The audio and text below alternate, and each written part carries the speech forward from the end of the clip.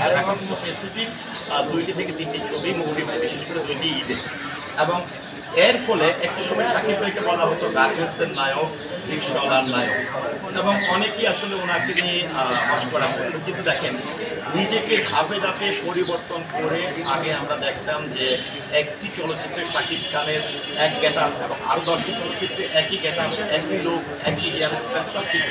কিন্তু এখন দেখেন শাকিব ভাই জায়গায় এসে এখন কিন্তু তার প্রত্যেকটি জায়গায় মানে ক্যারেক্টারের ভেরিয়েশন, পরিবর্তন, গল্পের পরিবর্তন, প্রত্যেকটা জিনিসেরই কিন্তু একটা পরিবর্তন হয়েছে। এবং বাজেটের জায়গায়, কারণ একটি জিনিস আপনি বলবেন যে বাংলাদেশের মার্কেট ছোট, দর্শক হলে যায় না, তদ্রুপ কিন্তু আরেকটি জিনিসও আপনাকে বলতে হবে, এখন কিন্তু অনলাইন প্ল্যাটফর্ম বিভিন্ন জায়গা বা বিভিন্ন অ্যাঙ্গেল থেকে টাকা উঠে আসার কিন্তু একটা সুযোগ হয়েছে। তো সেখানে আজকে যেখানে শাকিব ভাইকে নিয়ে একসময় 1 কোটি টাকার ছবি নির্মাণ হতো, সেখানে 10 কোটি টাকার ছবি নির্মাণ হচ্ছে। তো আমার কাজের কথা যদি বলে, কারণ আমি অভিনয় লোভী একটা মানুষ, ভালো কাজের স্বপ্ন দেখি, সেই জায়গা থেকে এসে আসলে যখন চলচ্চিত্রের কথা ভাবি, তখন আমার মনে হয় যে আমার যারা সহকর্মীরা কাজ করছেন বা শাকিব ভাই যারা কাজ করছেন, সেই কোয়ালিটির ছবি বানানোর স্বপ্ন প্রযোজক আমাকে নিয়ে দেখছেন না, বা আমাকে নিয়ে 2 কোটি টাকার ছবি বানাচ্ছেন, অথচ শাকিব ভাইকে নিয়ে 10 কোটি টাকার ছবি বানাচ্ছেন। সেই জায়গা থেকে আমার মনে হয় যে বছরে 10টি কাজ বা নিজেকে নায়ক হিসেবে প্রতিষ্ঠিত করার জন্য, অভিনেতা হিসাবে বা কাজের ঝুড়িতে অনেক কাজ করার জন্য অনেক কাজ করে লাভ নাই। আমি মনে করি ভালো কাজ এবং কম্পিটিশনের কাজ করার জন্য একটি কাজ যথেষ্ট। কারণ আজকে দেখেন যে আজকে শাকিব ভাই প্রসঙ্গ আনলে কিন্তু মান্না ভাইকে আনতে হয়, শাকিব ভাই প্রসঙ্গ আনলে কিন্তু অমিত ভাইকে আনতে হয়, শাকিব ভাই প্রসঙ্গ আনলে কিন্তু আমিন খানকে আনতে হয়, শাকিব ভাই প্রসঙ্গ আনলে কিন্তু বাপ্পা ভাইকে আনতে হয়, এরকম অনেক গুণী শিল্পীদেরকে, গুণী চিত্রনায়কদেরকে। কারণ শাকিব ভাই যখন আসলে চলচ্চিত্রে যাত্রা শুরু করে, তাকে কিন্তু 3 নম্বর 4 নম্বর নায়কের চরিত্র দেখা গেছে। সেই জায়গা থেকে এসে আজকে কিন্তু মাঠ পাকা। আজকে কিন্তু অনেকে শাকিব ভাইকে দোষারোপ করে বলে ওয়ান ম্যান শু। আরে ভাই, ওয়ান ম্যান শুটা কেন হচ্ছে? আমি পারদর্শী না, আমি নিজেকে প্রস্তুত করতে পারছি না, আমি ডেডিকেটেড না, আমি আমার কাজের ব্যাপারে আমি ডেডিকেটেড না। তো সেখানে তো শাকিব ভাইয়ের দোষ নাই।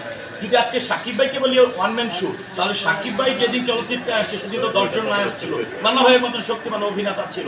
সেই জায়গায় এসে নিজেকে পরিবর্তন করেছে, নিজে অভিনয়ের প্রতি দক্ষতা দেখিয়েছে, নিজে ফাইট করেছে, সেই জায়গা থেকে এসেছে। কিন্তু আমি মনে করি যে আমাদের জায়গায় এসে আমরা শুধু বলি যে আমরা শিল্পী, শুধু নায়ক কিংবা নায়িকা, কিন্তু অন্তরের মধ্যে নিজের মধ্যে যে অভিনয় সত্তা, শিল্পী হিসাবে নিজেকে প্রতিষ্ঠিত করার যে বিষয়টি, সেই জায়গায় আসলে আমরা নেই। যে কারণে আজকে কিন্তু শাকিব ভাই ওয়ান ম্যান শুই হবে, কারণ শাকিব ভাইকে নিয়ে আমরা অনেক ধরনের কথা বলি।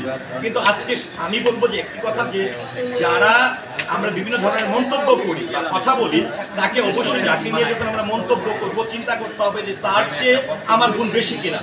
হ্যাঁ, আমার অবস্থাটা কি, এখন আমি যদি তার আশেপাশেও না থাকি, হ্যাঁ, আমার কোয়ালিটি যদি তার আশেপাশে না থাকে, কাজের দক্ষতা না থাকে, তাহলে একজন গুণী মানুষকে নিয়ে কথা না বলে নিজের কাজের পরিধি বাড়া, নিজের প্রতি মনোনিবেশ করা অত্যন্ত জরুরি। তো যাই হোক, এতগুলো কথা বলার অর্থ হচ্ছে যে আসলে কাজ অনেক আসে। আর 2018-তে চলচ্চিত্রে যাত্রা শুরু করার পরে আমি আসলে একদমই নাটক বন্ধ করে দিয়েছি। আমি মাসে 10 দিন 15 দিন কাজ করতাম নাটকে। সেই জায়গা থেকে যখন চলচ্চিত্রে এসে, তখন কিন্তু আমার মনে হয় যে চলচ্চিত্র এমন একটা জিনিস যেটির জন্য মানুষ সময় করে হলে যেতে হয়, টিকিট কিনে যেতে হয়।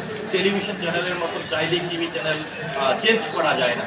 আর আমাকে যদি মানুষ অহরহর, যেরকমটা দেখবেন যে নাটকের অনেক শিল্পীরাই কিন্তু নিজেকে চলচ্চিত্রে এসে প্রতিষ্ঠিত করতে পারছে না। আজকে একটু আমি হাসি যদি বলি যে একটু হাস্যকর বিষয়, যে মোশাররফ ভাই অনেক ভালো অভিনেতা, চঞ্চল ভাই অনেক ভালো অভিনেতা, আফরান নিশো অনেক অভিনেতা, কিন্তু আজকে দেখেন শাকিব ভাইকে বলা হয় চিত্রনায়ক। কিন্তু এতগুলো চলচ্চিত্র অভিনয় করেছেন মোশাররফ ভাই, চঞ্চল ভাই থেকে শুরু করে, আফরান নিশো থেকে শুরু করে, তাদেরকে কিন্তু চিত্রনায়ক বলে না। শাকিব খানকে কিন্তু বলে। তো নায়ক এবং চলচ্চিত্র আর নাটক দুটি কিন্তু ভিন্ন। তো সেই জায়গা থেকে আমি 18-র পর থেকে একদমই নাটক করছি না। আর আমার যেটি আমার নিজের প্রযোজনা সংস্থা থেকে, মাল্টিমিডিয়া থেকে মিজানুর রহমান মিজানের পরিচালিত একটি চলচ্চিত্র আমি আজ থেকে বেশ কিছু বছর আগে শুরু করেছিলাম। আসলে আমার টাকাটা খুব কষ্টের টাকা, আর আমি মনে করি 10টি কাজের চেয়ে একটি কাজ করা ভালো।